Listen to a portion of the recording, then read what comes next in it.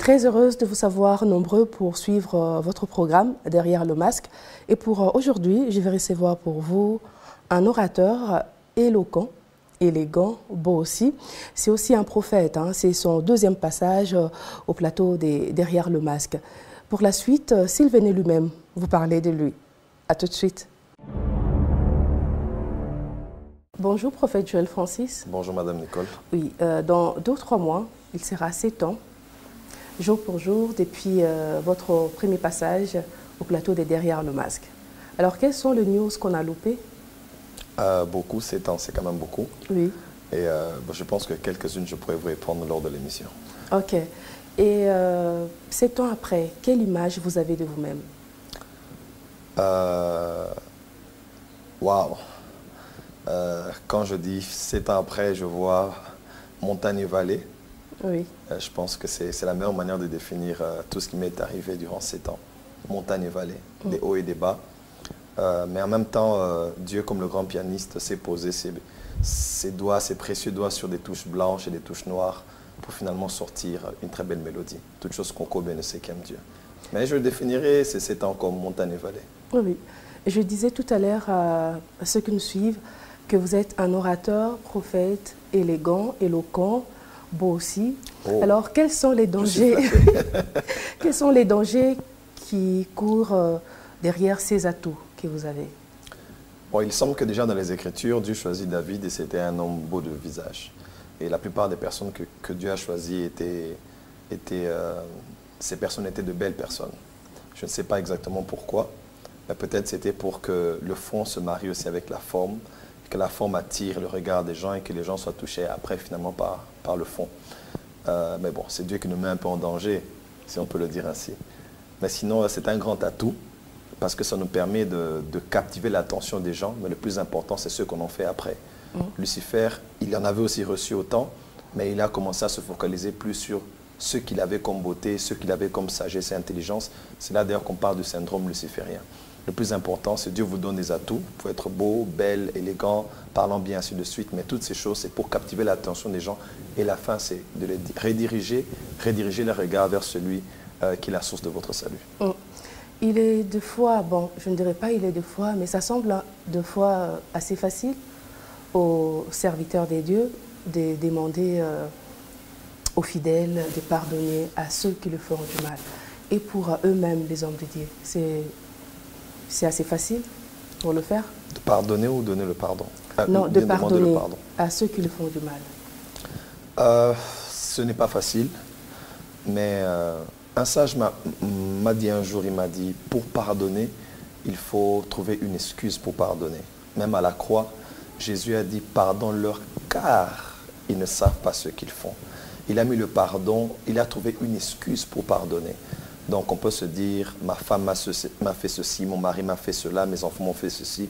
Mais je mets ça dans le compte de l'envoûtement, je mets ça dans le compte de l'ignorance, je mets ça dans le compte du tempérament. Vous savez, Judas était quelqu'un de mauvais, mais Pierre n'avait eu qu'une mauvaise journée au fait. Ce jour-là, ce n'était pas son jour et puis il a fait ce qu'il ne devait pas faire, il a régné le maître. Donc il faut juste trouver des raisons de pardonner les gens. Et comme le Seigneur, par exemple, dans notre travail, ce n'est pas facile de pardonner parce que très souvent, vous êtes accusé injustement, vous êtes jugé très durement et des fois même des gens qui ne vous connaissent pas, qui ne vous ont jamais vu, vous traitent d'une certaine manière, mais vous devez ressembler à Dieu. Si vous voulez que Dieu vous pardonne, vous devez aussi pardonner aux autres. Jésus a dit, heureux les miséricordieux, car eux-mêmes ils obtiendront miséricorde. Donc ma conclusion est simplement que ce n'est pas du tout facile, mais ce n'est pas impossible qu'on a la nature de Dieu en nous et qu'on doit offrir le pardon autant que Dieu nous en offre tous les jours. On a sélectionné quelques photos de vous et c'est avec plaisir que nous allons écouter les explications ou anecdotes qui se cachent derrière ces photos. D'accord. Ok, je vois l'une des photos, là j'étais dans un endroit très commémoratif au niveau de Burkina Faso. J'y étais parce que en tant que pasteur, en tant que panafricain aussi, je suis très panafricain. Dieu m'a appelé à toucher le monde par l'évangile, mais mon champ de mission, c'est d'abord l'Afrique. Et c'est toujours un plaisir pour moi de voir des sites historiques, des eaux, des musées. La deuxième photo, c'était à Libreville, c'était au Gabon. Et j'étais avec un prophète qui me reçoit souvent, dont je suis le mentor, prophète Philippe Nkoma. et l'un de ses collaborateurs de l'église. Et nous étions chez Paul en train de prendre le petit déjeuner. Et juste après ça, bon, on s'est décidé de faire un selfie. Et je vois une photo qui est juste au milieu des deux. C'est la photo avec ma mère, une femme très, très, très importante pour ma vie, intercesseuse pour moi, partenaire. Et elle m'a donné au Seigneur quand j'avais quel âge 17 ans. Un jour après une retraite, elle était revenue, elle m'a pris, elle m'a donné au Seigneur pour que je le serve toute ma vie. Donc elle a toujours été à mes côtés, comme sur la photo. Et elle est même à l'église avec moi, intercesseuse et partenaire. Je vois une autre photo à côté qui me fait plaisir. J'étais sur scène avec mon fils, le prophète Jimmy Baya, qui n'est plus avec nous à la porte des cieux, qui a commencé son église, dont je suis aussi, je suis toujours son père spirituel et je serai derrière chez lui pour prêcher durant un séminaire. Là, il était venu à la porte des cieux chanter et nous étions en train de chanter ensemble comme au bon vieux temps. Et c'était un très très bon souvenir. La photo qui est juste après, c'est une photo où je répondais à des questions à des pasteurs. C'était précisément, on m'a posé la question sur les miracles que Dieu fait au travers de nous. Alors j'ai pris le temps en utilisant les Écritures et j'ai pu, par la grâce de Dieu, convaincre l'auditoire que ce que Dieu fait avec nous dans cette saison se trouve dans les Écritures. Je vois une autre photo à côté, je prophétisais pour une jeune fille et Dieu révélait les secrets de son cœur, les détails sur sa vie. Et voilà un peu. Donc de toutes ces photos, je vois des personnes qui me sont chères, je vois des lieux différents. Et voilà, ça me donne un grand sourire. Je vais vous poser la question sur un homme des dieux puissant en Afrique du Sud, Alpha Lukao. Ok. Qui est-il pour vous?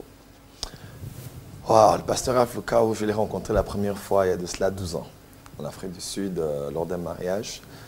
On m'a dit qu'il y a un pasteur congolais, mais les Congolais millionnaires, Dieu l'utilise beaucoup. Et bon, j'aime bien voir ce que Dieu fait sous d'autres cieux. Je suis allé le voir. Dans son bureau, il m'a reçu, il m'a dit « Tu n'es pas comme tous les Congolais qui viennent ici, tu as une destinée particulière. » Je me rappelle, j'avais un peu d'argent sur moi, j'ai pris tout l'argent, j'ai semé dans sa vie. Il m'a dit « Je te tiens la main et je vais être avec toi. » Et depuis ce jour-là, il a toujours été avec moi, de loin. À chaque saison de ma vie, il a toujours eu même à me soutenir financièrement, à m'appeler pendant des heures au téléphone, « Mon fils, comment ça va ?» Et on a toujours gardé contact, mais ça fait quelques temps, les choses se sont vraiment confirmées. C'est ma couverture spirituelle, c'est mon père spirituel et c'est lui qui a de l'autorité sur moi et dans tout ce que je fais, dans la vie et dans le ministère. Je dois vous laisser suivre les témoignages des personnes qui nous ont parlé de vous.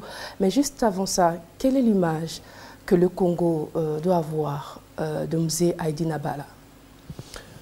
Cet homme, pour moi, est le père du réveil charismatique ici en RDC. Et l'Église du Congo doit le reconnaître comme tel. Et la plupart de tout ce que nous connaissons, Maman Olangi, Papa Jacques Sekatena qui est déjà mort, plusieurs pasteurs, l'apôtre Mutombo Kalomo, plusieurs sont sortis de Fepakonza Malamu, Général Souni Kafuta et tant d'autres que je ne saurais citer ici, sont tous sortis de là.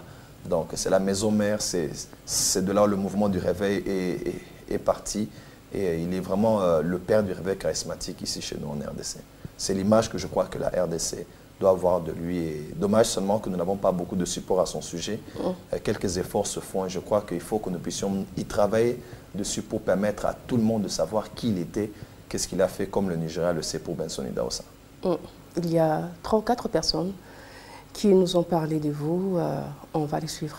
D'accord. Et après, on va continuer. J'ai hâte de suivre.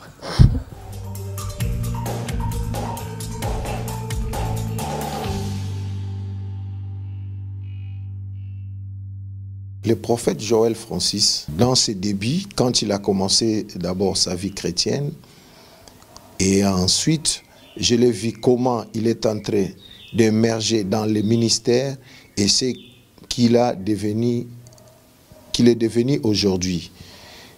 Le prophète Joël Francis, c'est un amoureux du Saint-Esprit. Et quand il a commencé dans ses débuts, c'était quelqu'un qui aspirait toujours aux choses surnaturelles et à la puissance. À ce temps-là, les gens aimaient toujours la puissance et il était toujours derrière la puissance. Il a commencé sa vie chrétienne dans la chorale. C'est un bon chanteur et il chantait très bien. Et après un temps, tellement il aspirait aux choses spirituelles, il a embrassé les groupes d'intercession. C'est de là que son ministère a été déclenché. Et un jour, on avait une convention au stade des Martyrs.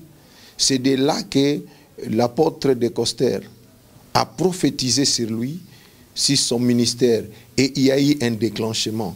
Tout a commencé là. Et quand la chose a commencé, l'enfant n'a pas hésité, tellement il est amoureux du Saint-Esprit, il s'est plongé dans ces vents, et ces vents l'ont amené là où il est aujourd'hui. Ce que je peux dire à Francis, mon frère, ce que je te reproche, c'est tout simplement parce que tu es trop amoureux du Saint-Esprit. C'est ce défaut-là qui fait de toi ce que tu es aujourd'hui. Moi, je te conseille de rester comme ça, et de continuer toujours à foncer davantage, à demeurer, à approfondir et à creuser encore, parce que tu as un lourd charge pour cette nation et la génération qui monte. Ben, le prophète Joël Francis Tatou, c'est un homme bon, sincère dans ses relations. Il est tel que vous le voyez. Il n'a pas une double facette ou un double visage comme la plupart des gens. On a vécu beaucoup de choses ensemble. J'ai beaucoup de souvenirs. En fait, il a toujours été là. C'est le genre d'ami qui est toujours présent quand tu as besoin de lui. C'est-à-dire quand vous êtes dans les problèmes, quand vous êtes dans les difficultés, quand vous êtes confronté à un challenge, il est présent. Donc moi personnellement, moralement, il m'a beaucoup soutenu à un certain moment. Moralement, il est... Donc j'ai beaucoup de souvenirs, beaucoup de bons souvenirs que je garde de lui. Mais en tant que serviteur de Dieu, le souvenir, ou peut-être la leçon la plus marquante que j'aurais tirée de lui, c'est cette passion pour l'œuvre de Dieu, la passion pour l'évangile, et puis ce désir, cette volonté de constamment se dépasser. C'est quelqu'un qui ne se conforte pas dans une position donnée. Tu es un excellent prédicateur. Dieu t'a fait la grâce de t'utiliser de différentes manières. Mais je pense que parfois, les gens ne découvrent pas en profondeur cet aspect de toi. Donc moi, je souhaiterais que le peuple de Dieu découvre l'enseignant que tu es, parce que c'est un aspect de toi dont l'Église a vraiment besoin, et puis c'est un aspect de toi qui a été très instructif pour moi et pour tous ceux qui ont eu la grâce de te fréquenter. Un bon souvenir que je marque de lui, bon, c'est quelqu'un avec qui on a quand même vécu assez longtemps et tout, on a eu à cohabiter, on a eu à voyager avec lui, et ce qui m'a aussi marqué le plus, c'est que c'est quelqu'un qu'on trouvera rarement, en tout cas, je dis même quasiment pas, dans la critique. La critique malsaine, la médisance, la calomnie, c'est quelque chose que je n'ai jamais vu chez lui. C'est quelqu'un qui aime profondément l'homme. Et c'est quand même de comment faire un effort pour pouvoir affronter des fois les situations en face. C'est vrai que sans être tombé dans la méchanceté et tout ça, il est important des fois de dire les choses, pas sous la colère, mais de dire les choses telles qu'elles sont, quitte des fois à un peu heurter les sensibilités. Ce qui m'a marqué chez le prophète, c'est le type de cœur que cet homme a. Je n'ai jamais vu un homme avec un cœur qui peut facilement pardonner, un cœur qui peut facilement te prendre. Et il n'a jamais peur que cette personne, je ne lui connais pas, cette personne, il peut me faire du mal. Il n'a jamais peur de ça. Il croit en tout le monde et il booste tout le monde. Et ce qui m'a marqué dans la vie de cet homme, c'est le type de cœur qu'il a. Mais si je peux demander quelque chose en conseil dans la vie de mon père, c'est que Papa, reste ce que tu es. Reste ce que tu es, tu es authentique en tout. Tu es vrai dans ce que tu fais, tu es vrai dans ce que tu dis, tu es vrai avec tout le monde. Quel que soit ce qui peut se passer dans ta vie, nous, tes fils, nous sommes là pour toi.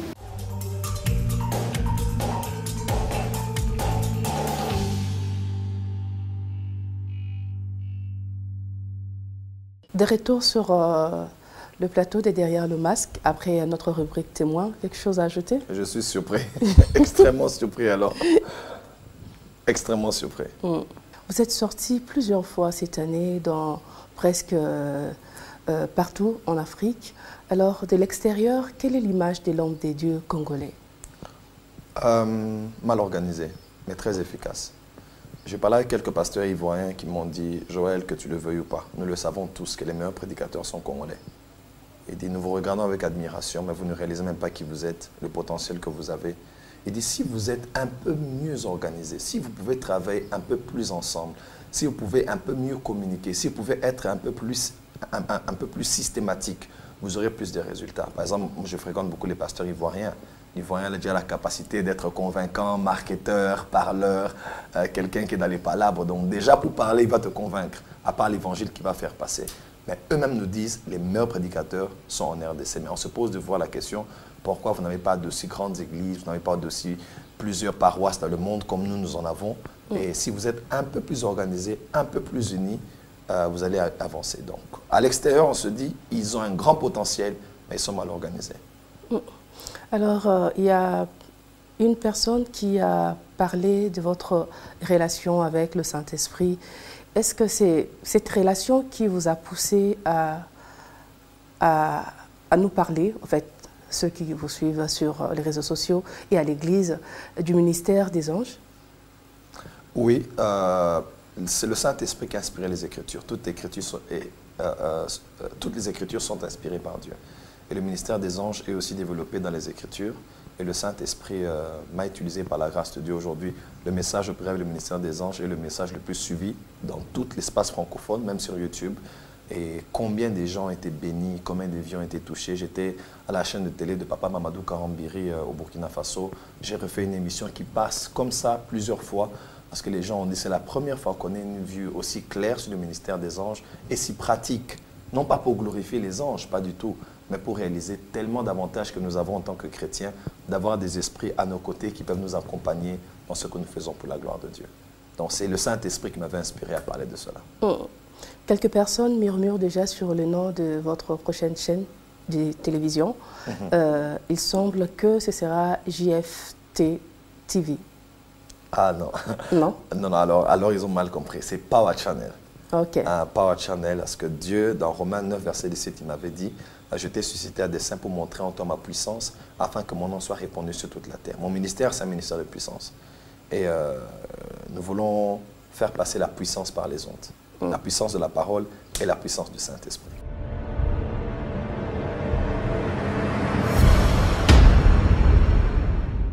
Ok. Nous passons à notre rubrique Lingua. Merci. Vous allez ouvrir et puis nous lire... Je ne sais pas si c'est toujours comme il y a de cela 7 ans. Oui, c'est la même chose. Le Kikenga, Vompiangi, akuvole le masumu. Unsemba, Voviludi, Diela, Unyambuludila. Amen. Mais comment vous avez dit Amen? C'est un verset biblique. Oui, bon, c'est un verset biblique. Il paraît que je suis prophète, des fois je sais avec le Saint-Esprit m'adapter, mais il semble que c'est un verset biblique. Oui, vous venez là de nous lire Luc 17, 3. Prenez garde à vous-même, si ton frère a péché, reprends-le, et s'il se répand, pardonne-lui.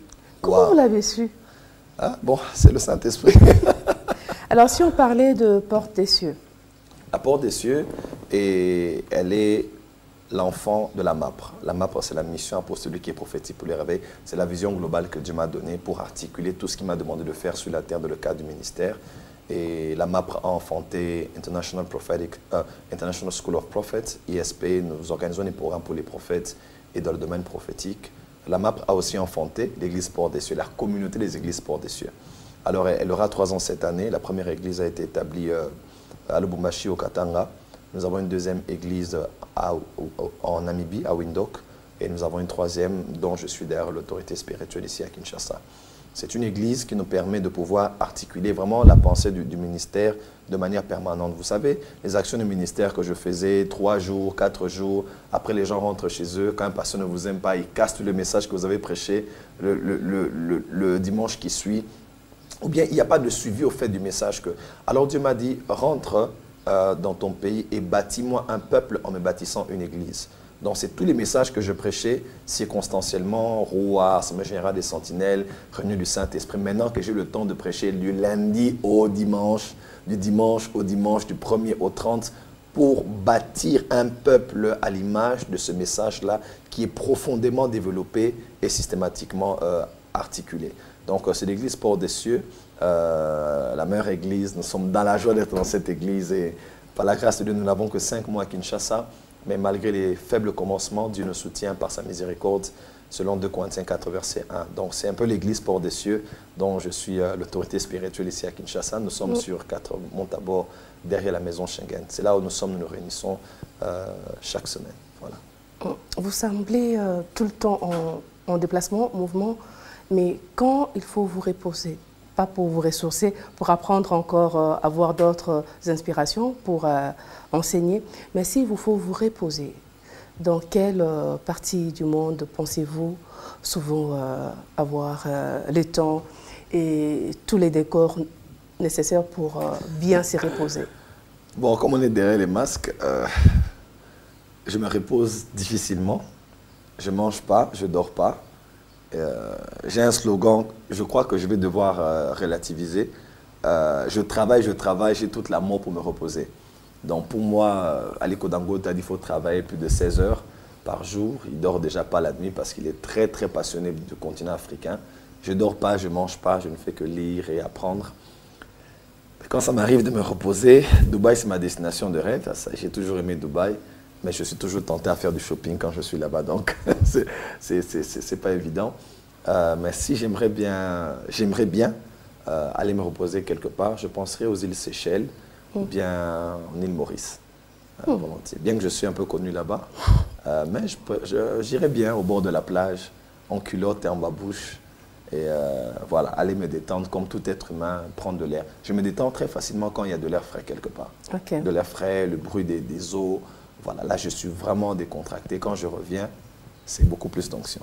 Quelqu'un m'a demandé de vous poser cette question. Je ne voulais pas, mais je pense que serait mieux pour moi de le faire. Alors, il y a quelqu'un qui vous aime et qui a fait 2 propositions de texte que vous allez faire les choix. Si il était seulement question de choisir entre les 2, qu'on écrive sur votre tombe ou votre tombeau. Alors je vais lire. Il a aimé servir son Créateur et maître avec puissance, ou il a dévoué toute sa vie pour propager la bonne nouvelle de son maître. La première.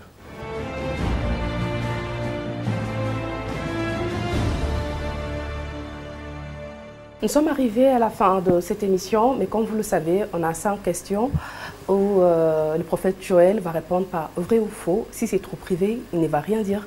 Et je vais prendre la question suivante. Vrai ou faux, vous vous servez des réseaux sociaux pour évangéliser? Vrai. Vrai ou faux, même pour les hommes des dieux, le choix du mariage n'est pas facile? Vrai. Vrai ou faux, vous êtes contre le concept cherchons l'argent? Je suis contre. Faux. Vrai. Vrai. Vrai ou faux, prophète Joël Francis est pentecôtiste? Vrai. Vrai ou faux, vous avez déjà une image de ce que sera la République démocratique du Congo Vrai. dans 5 ans? Vrai. Quelque chose à ajouter?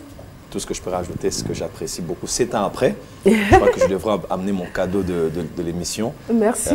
L'émission a beaucoup évolué, la qualité, le fond, tout comme la forme, et la qualité de la présentation aussi, Madame Nicole. Coup de chapeau, très bon travail que vous faites et l'opportunité que vous donnez surtout à la culture congolaise d'être connue à l'extérieur de nos frontières, tant spirituelles que dans tous les autres domaines. Donc, il faut aussi signaler qu'il est parmi les conseillers de ce programme. Je suis flatté. Merci beaucoup. Je vous retrouve la semaine prochaine, si Dieu le veut, et ce sera avec un autre artiste, une femme. Vous aurez l'occasion de le découvrir.